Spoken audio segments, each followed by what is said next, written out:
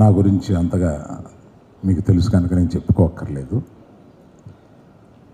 తర్వాత చిరంజీవి గారు ఒక స్టాల్వర్ట్, ఒక మెగాస్టార్, ఒక గొప్ప మానవతావాది. ఆయనని ఒక అల్లుడుగా పొందగలిగింది ఆవిడ. అల్లుడుగా ఆయనకి ఆమెకి ఉండే సంబంధం కూడా నేను మళ్ళీ చివరిలో చెప్తాను.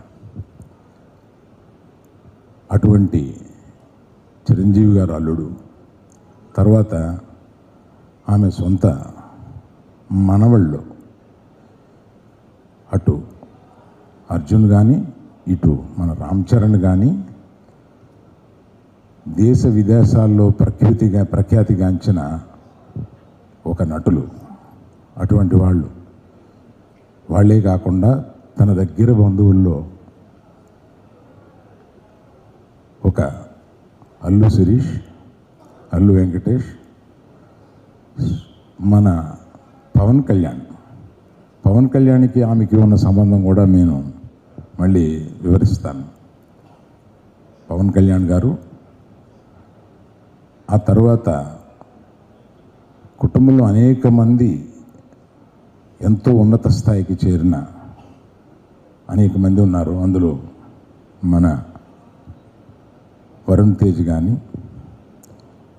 మన తేజు కానీ, ఇంకా ఇతర నటులు నటీమణులు కానీ ఎంతోమంది, ఇంతమంది తన లైఫ్లో చూస్తూ ఒక ఆశ్చర్యకరమైన విషయం చెప్తాను. ఆమె మనవలు మనవరాళ్ళు కాకుండా ముని మనవలు మనవరాళ్ళు కలిపితే 12 మంది ఉన్నారు. 12 మంది ముని మనవలు మనవరాళ్ళు, గ్రేట్ గ్రాండ్ చిల్డ్రన్లో 10 మంది ఆమె తుది ప్రయాణాన్ని అటెండ్ అవ్వగలిగారు.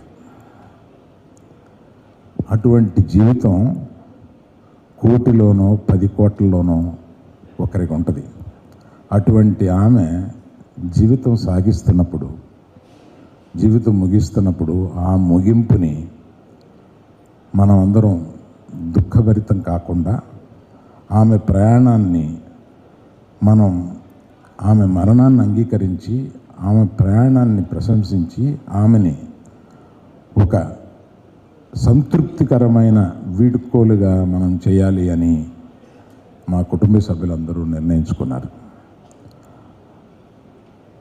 ఎందుకు ఆమెని సెలబ్రేట్ చేస్తున్నామో, ఆమె లైఫ్ని, ఆమె తుది ప్రయాణాన్ని